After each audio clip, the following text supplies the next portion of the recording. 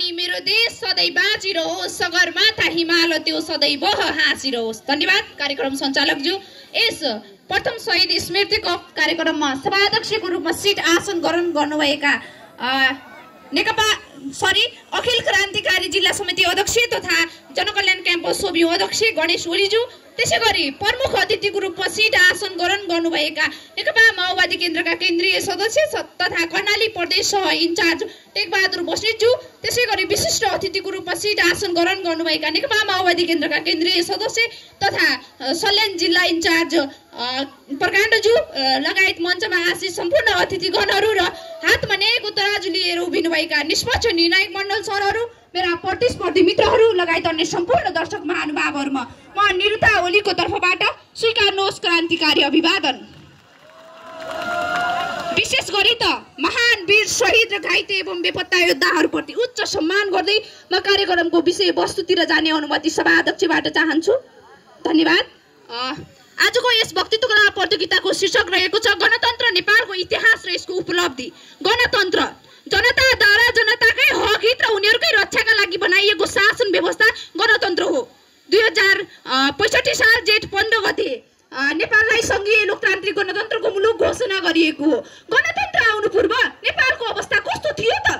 आर्थिक अवस्था हेर्ने हो भने निकै नै नाजुक थियो, ताकि शोषक वर्गहरूले सधैँ शोषिरहने अनि पीडित वर्गहरू सधैँ उनीहरूको जातो मुनि पिसिरहने अवस्था थियो। सामाजिक अवस्था हेर्ने हो भने समाजमा सहयोग र सद्भावको भावना कतै पनि थिएन, ताकि छुवाछुत भेदभाव लिङ्गको आधारमा, वर्णको आधारमा, वेशभूषाको आधारमा, रहन सहनको आधारमा विभिन्न भेदभावहरू गरिन्थ्यो। घरबाट घाँस दाउरा गर्न निस्केको एउटा चेली थाहा थिएन सकुशल घर फर्कन्छ वा फर्कदैन।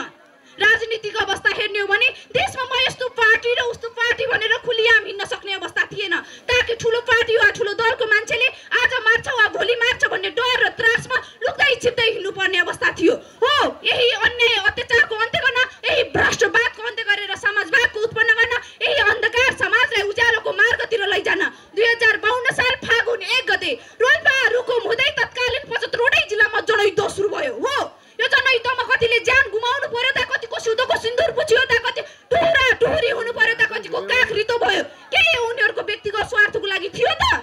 थिएन नि, यो देश परिवर्तनको लागि थियो।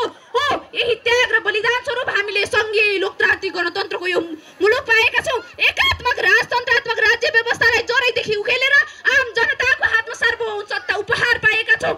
संघीय लोकतान्त्रिक गणतन्त्रको यो मुलुकमा पनि हाम्रा 3 सरकार रहेका छन्, जसमा समानुपातिक समावेशिताको आधारमा प्रतिनिधित्व हुन्छ।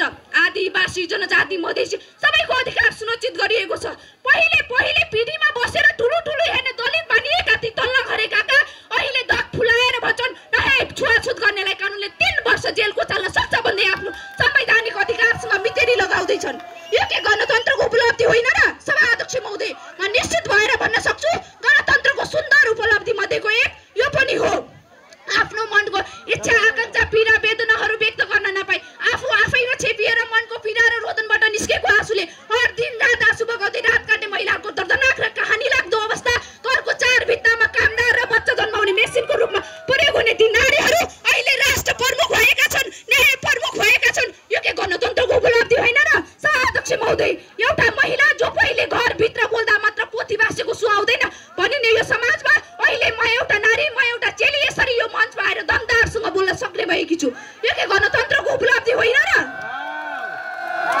पहिले एउटा सानो तिनो काम गर्न यहाँबाट सदरमुकाम धाउनु पर्थ्यो, त्योभन्दा अलि ठुलो काम परे काठमाडौँको सिंहदरबारमा धाउनु पर्थ्यो। त्यो काम हामीले अहिले हाम्रै घर आँगन गर्न सक्छौँ। काठमाडौँको त्यो सिंहदरबारको अधिकार हामीले हाम्रो गाउँ टोलमा पाएका छौँ। यो के गणतन्त्रको उपलब्धि होइन र?